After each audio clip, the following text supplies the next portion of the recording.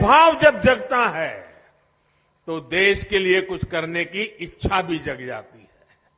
और इसीलिए ये जो प्रयास है ना, वो बीज बो रहा है। बीज इस बात का बो रहा है कि भाई हमारे मां बाप को मुसीबतें झेलनी पड़ी, हमें भी जिंदगी में मुसीबतें झेलनी पड़ी, लेकिन हमें अपने बच्चों को मुसीबत में जीने के लिए मजबूर नहीं करना है। हम जो मुसीबतों से गुजरे, कोई मां बाप नहीं चाहता है कि उसके बच्चे भी उसी मुसीबत से गुजरे।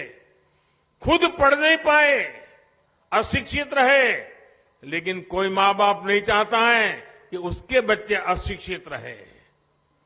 और जब ये योजनाओं की सारी जानकारियां उसको मिलती है तो उसको लगता है कि यही समय है, यही समय है हम भी कुछ करें।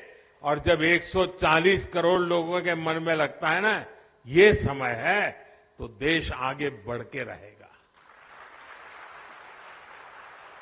देश को आजादी कैसे मिली? सारे देश में एक वातावरण बन गया था। कोई चरखा चलाता था, कोई पूछता था क्यों चला रहे हो चरखा, तो बोले आजादी के लिए। कोई पढ़ाई छोड़ करके भारत माता की जय करके निकल पड़ता था, पुलिस के डंडे खाता था। लोग पूछते थे क्यों मर रहे हो, बोले देश की आजादी के लिए। कोई बुजुर्ग की सेवा करता था, कोई पूछता था अरे क्या कर रहे हो भाई, नहीं बोले आजादी के लिए कर रहा हूं।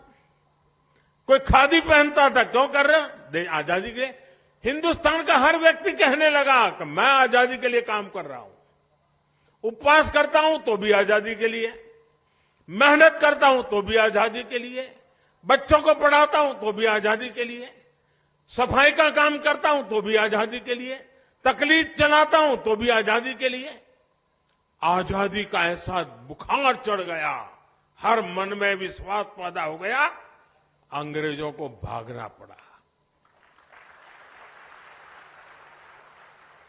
देश उठ खड़ा हुआ।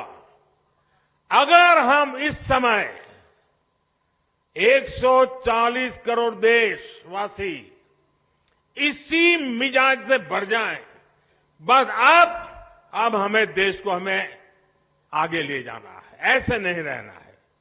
हर एक की जिंदगी बदलनी है, हर एक की शक्ति का सम्मान होना चाहिए, शक्ति का उपयोग होना चाहिए, तो देश को आगे बढ़ाना चाहिए।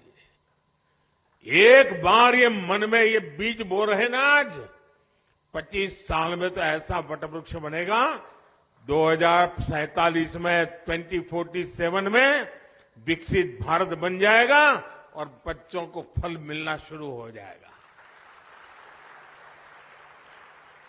ये वटवृक्ष की छाया आप ही के बच्चों को मिलने वाली है।